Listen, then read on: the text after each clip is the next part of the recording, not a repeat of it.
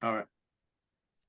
Hi, everyone. This is YouTube channel. Like I said, we always bring a special guest or some other topic to talk about today. And I have joined the EV. Everybody may not know what EV is, stands for electrical vehicle. And North Carolina received 109 million, and the HDR is developing the IP coming up in April or May.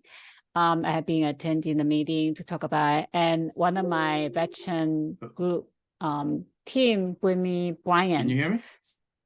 Yeah, so we're gonna bring Brian in to talk about his company, how he gonna connect with our EV charging station contract coming up for maybe along with the defense contract for logistic.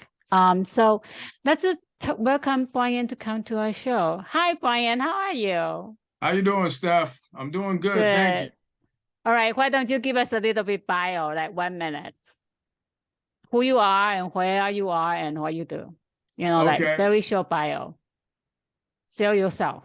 Okay, well, I'm Brian Riley. I'm the CEO of Graviton Motors, and Graviton Motors is a green energy transportation company. What we do, we simply take trucks and we convert them from diesel to full electric. We do 18-wheelers, box trucks, school buses. That's our platform for right now. And we have devices that are like generators that we've designed so that they can work and actually extend the range of these vehicles. That's it, pretty much in a nutshell. We will be 10 years old as of March 2023, which is next month. Mm-hmm. And where you located? You're missing the most important part. Yeah, we're located in Atlanta, Georgia, in the city of Conyers. That's Rockdale County. Mm-hmm. All right, so we're gonna play a little bit short video clip. Brian's company. Go ahead. I think I need to give you a share screen, right? Are you able to do a share screen, or I had to give you the right? Okay, you want to? Okay, I'm gonna play the a video of the school bus. Can you so are you able to do a share screen, or I had to give you the right to share? I do. No, yeah, I'm gonna do it right here. Hold on. Okay. Share. Oh, good. And play. Yeah.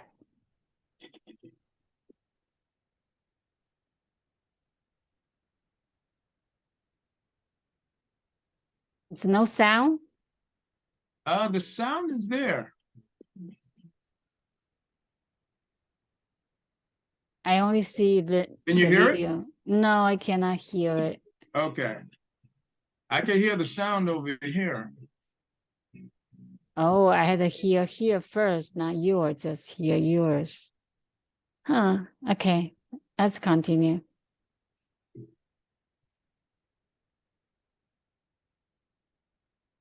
Did I stop? Oh.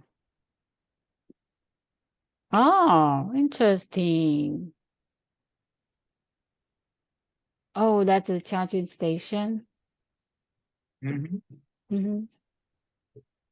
And this is Iron Eagle. Okay.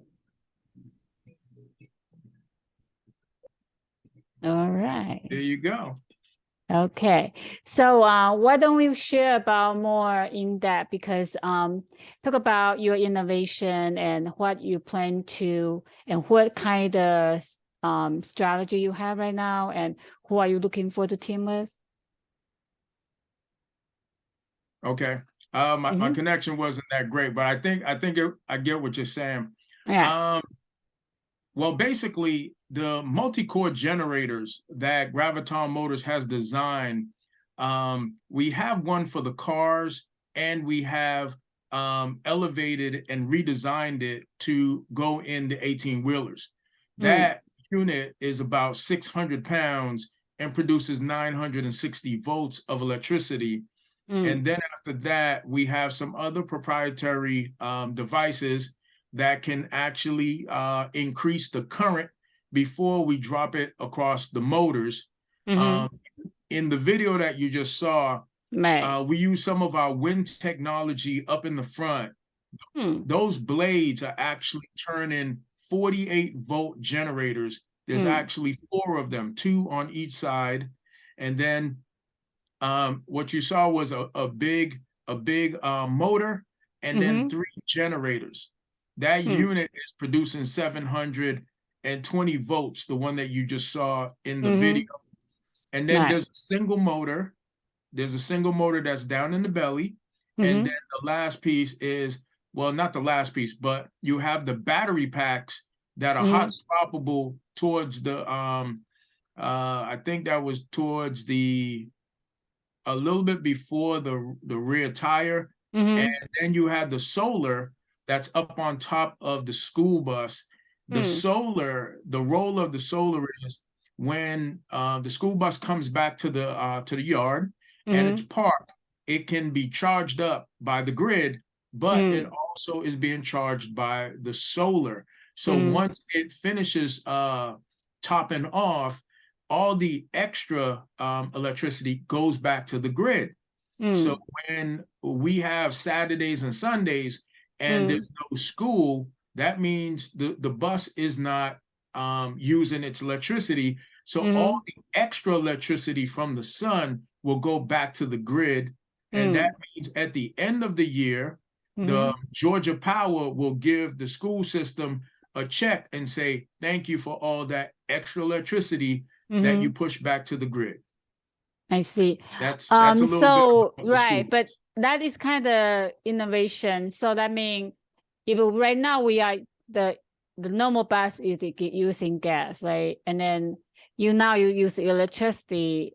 How far along can they run that, because they had to go to school to pick up children back and forth, and how that compare to the gas they are using today? So you had to see what the ROI, because in any investment, regarding big or small kind of investment, they all look into is how am I gonna save, and what is my ROI, return on investment, coming back to me, you know? And then I think everybody who want to spend $1 to saving 10 years from now is because they want to spend $100 to build some new system. Okay. So I would say that my internet's a little bit unstable for some reason today. I would say that the cost is comparable in a sense. I think a brand new school bus is about 150 with diesel. The electric one, the prices for the electric a little bit higher, but the EPA is giving out $375,000 to each school system for each individual bus. My price point right now is, if I was doing a conversion of like a 2011, my price point is 180,000. And then if I was doing a 2023, I think we're right just under 275K. So I'm still 100,000 under the EPA. And if like I said, it depends on the year, because each year we scale it from 2010 at 175 all the way up to the 2000 model. When we hit the 2000 model, that's where we increased it by 10,000. But our maximum is, I think, 275. Yes. How about the convert? You know, like when you convert from the vehicle original using gas, now they're gonna change into electricity. So how about the conversion of the cost? Because, you know, they cannot just automatically become the gas to electricity. How that take time? Like how long would it take them to convert to electricity model? And then how long for the car? For the school bus. We were talking about school bus right now. Yeah. Okay. So because all of our technology that we're putting in is fairly new, except for the motors and controllers, we get that from a third-party vendor. But because our tech is fairly new, we're looking at like maybe 3 months. So in 3 months to convert one bus? Yeah, 3 months. And that's only because the technology is new, and the time that it's taken us to get certain parts, whether it's the batteries, whether it's our multi-core power plant, whether it's the modifications. So we've buffered in 3 months, and then we have testing that we do in the other 3 months. And then after that, we have delivery. It's about 6 months. So average is 3 months for conversion. Did you get all that? Yeah, you said 3 months for conversion, 6 months for what? 6 months for delivery. Oh, okay. Yeah. So you got 3 months of the conversion, 3 months of the testing, and then after that we deliver. So all in all, we have a buffer that says we can deliver a bus once the order is put in. It goes like this. It's a $15,000 deposit with the letter of intent from the customer, and then we will deliver it in 6 months. That's plenty of time for us to get everything done, make sure everything is proper, and deliver it with customer satisfaction. But you know, most of school, they not just have one bus, must have 20 bus. I think they want to do a pilot program. That's in government, what we call pilot program. Maybe the pilot program for certain amount of vehicle from the school. And then I don't think normally school would go alone by themselves. They will partner with other, either for profit or other for profit company to come along with this pilot program. So for example, they're willing to work on your electricity conversion, but they will bring in a different partnership and then try out with you. Set up a pilot program. I'm assuming that is a possibility because most of the school, when they have a new technology or a new tool they use, they would set up a pilot program. It's more like a watch system. So before they can really implement it for other school to follow, or other is a private school, or even the private school does not have a policy like the most public school have, that would be a different story. So I'm thinking about how most of the school gonna respond to you is, what is the funding resource, and plus they may want you to demonstrate, you know, because not just the version, you know, not the digital version, they want to see how that works in the reality, or you might even have a prototype to build up. So you thinking about that's something you ever want to find another partner to work on that part? Because I don't know how the school gonna come up to you say, yeah. Well, so you thinked out a little bit, but it's my internet. I would say that if we were to do like any type of like pilot programs, I would say Lion and Bluebird, they've kind of paved the way. Their range is not really there. Their range is about, I think, 125, maybe 150 miles per charge. With our design, we're looking at doing 250 to 300 miles per charge. And we have a whole bunch of safety factors. So I think that our bus, safety-wise, range-wise, and the fact that it gives back to the grid, that design is not incorporated in any of the buses that we've seen thus far. So I think our product is going to show that it's a high quality product, and it has a whole lot of safety features for the driver, for the students.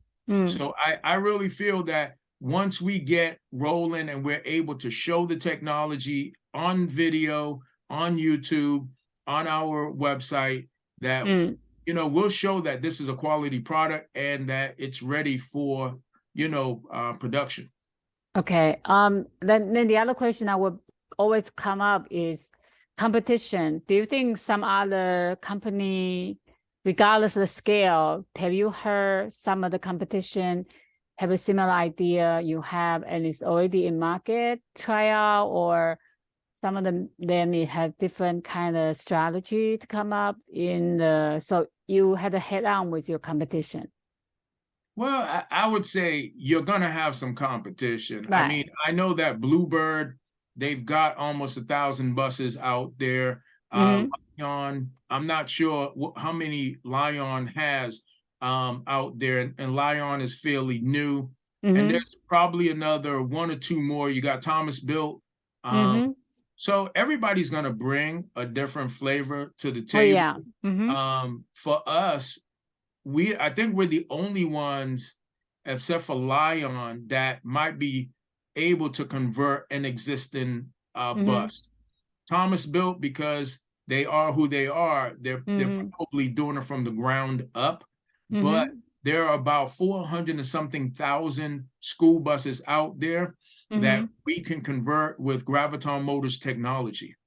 Okay, so you will have a niche kind of skill set being able to head on with this competition.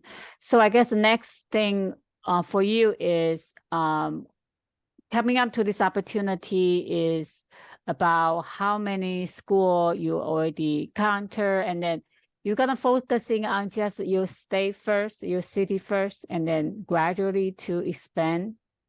Yeah, we're focusing on Atlanta first. Mm-hmm. The goal really is to finish our prototype, because right now Mm-hmm. I think it really only costs us about maybe 75 Mm-hmm. to 80K to do the prototype. Um, Mm-hmm. it costs the school system about 180 Mm-hmm. to purchase our stuff. And remember, with new Right. technology costs. So that's how it is. Then after that, we will expand from Atlanta to Alabama, and Mm-hmm. from Alabama to Florida, and Mm-hmm. then I believe Tennessee, North Carolina, South Carolina. Mm-hmm. Those areas are probably where we're going to spread, because we can easily get to them within, I think Mm-hmm. it's like 300 miles, Mm-hmm. you know, on average. Mm-hmm. So because it's, I know EV is always need a charging station. So right Mhm. now, does any of the EV charging station and the one you just mentioned about your technology, your invention, is that some kind of charging station gonna be the same or be a little bit different? Your No, charging station, or it will be equal the same?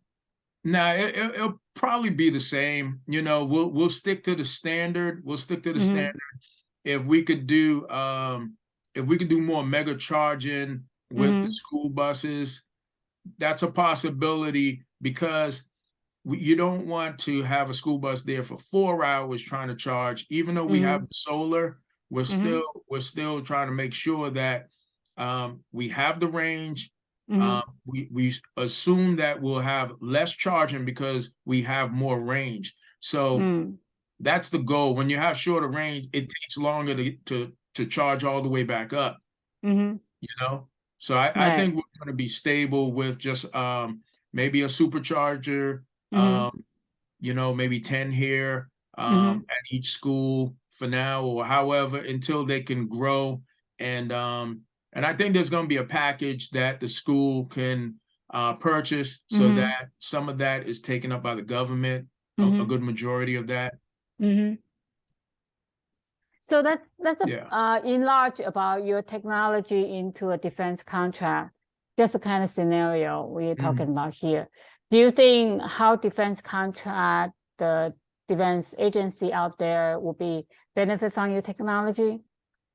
Well, you know what? Going EV with your vehicles it's a good thing for, I would say, the Army, because Mm-hmm. you become a little silent. You Mm-hmm.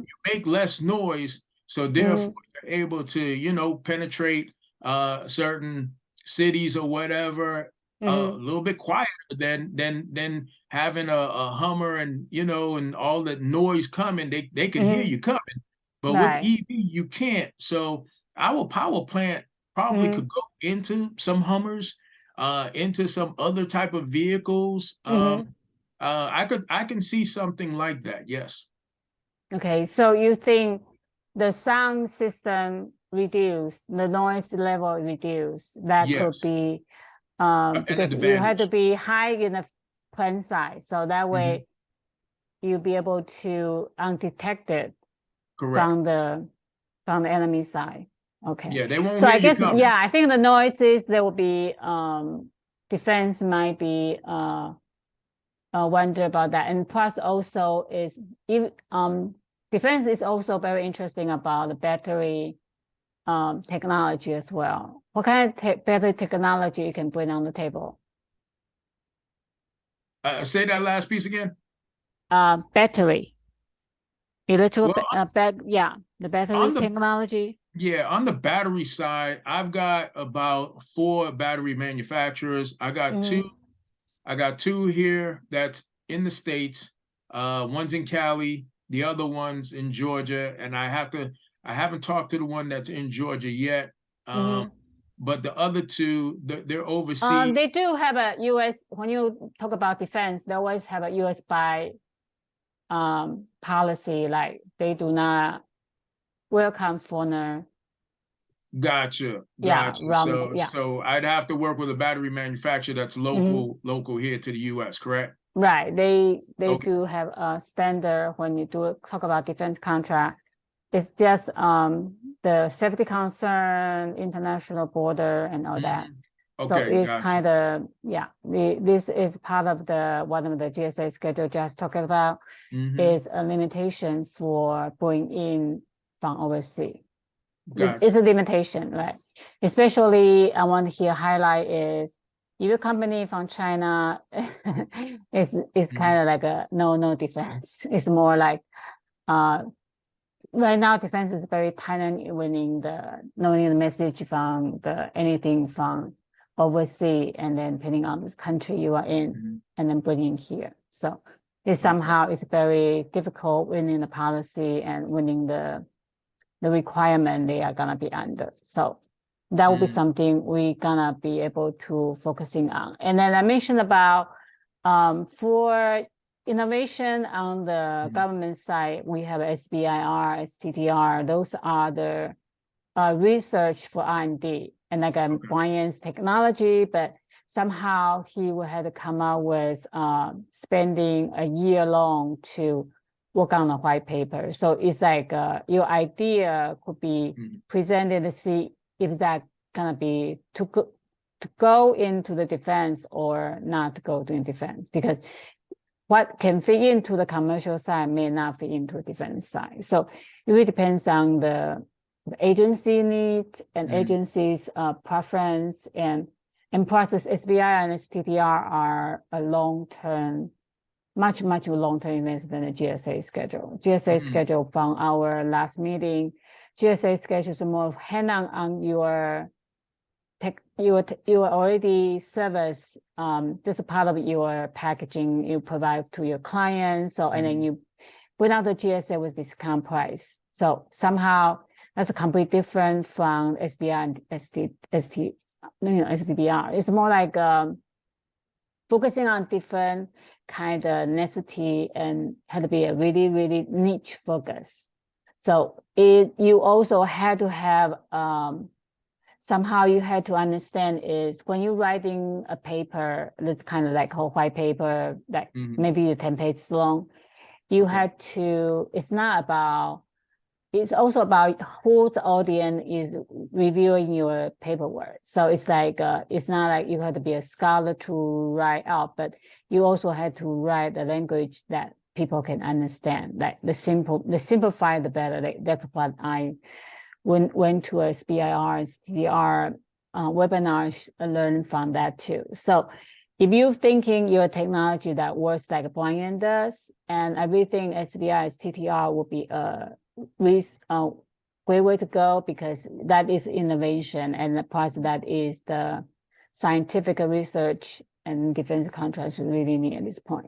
So I think Brian has a great opportunity, a great idea, and a lot of resources out there for him to try out. So we want to take this video to kind of give anybody information about NCDOT actually besides the DOT for 109 million, and the 5 billion actually is going to around the United States. So if you are in DOT, DBE, watching for that news, gonna pop up to your resource for the rating to say, we have the EV contract coming up, state, and that'll be somehow similar to us because we have 5 cities that cross out in around North Carolina. It's gonna be building conduit for the EV charging station. So, and this is time for small business to start to gather together, informing, and make a networking, and maybe find out about if this EV charging station is part of your infrastructure teaming as well. So I think that's why we bring Brian today to talk about that as well. So Brian, why don't you share about what you're looking into the investor or other teaming to work with you, so you can maybe bring it out so people are listening to this, watching this video can reach out to you, kind of start to work with you, maybe give you some resource.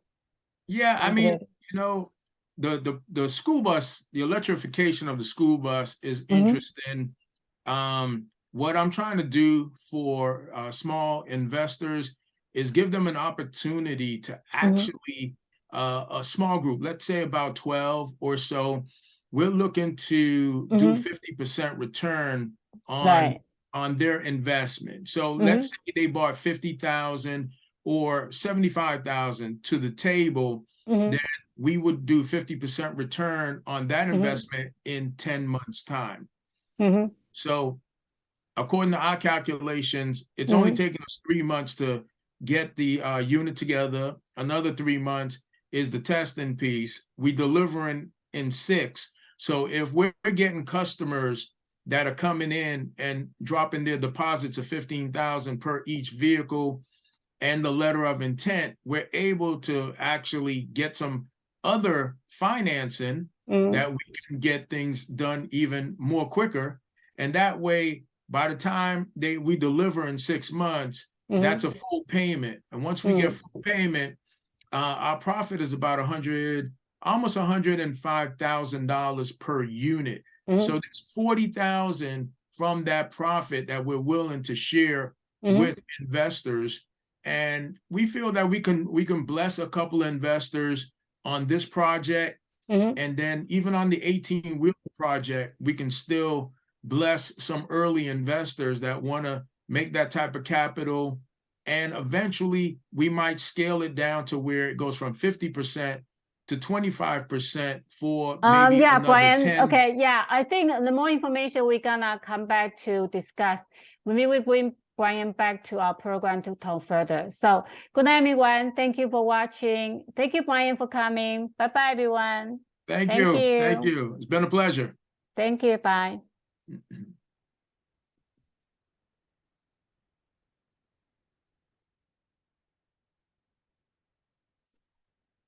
We're gonna have our first time for our AAWSC, also next door NFB group to gonna be a meeting in this Wednesday in Concord basement at 7 p.m. to 9 p.m. So I will person there and look forward to see you there. Good night, everyone.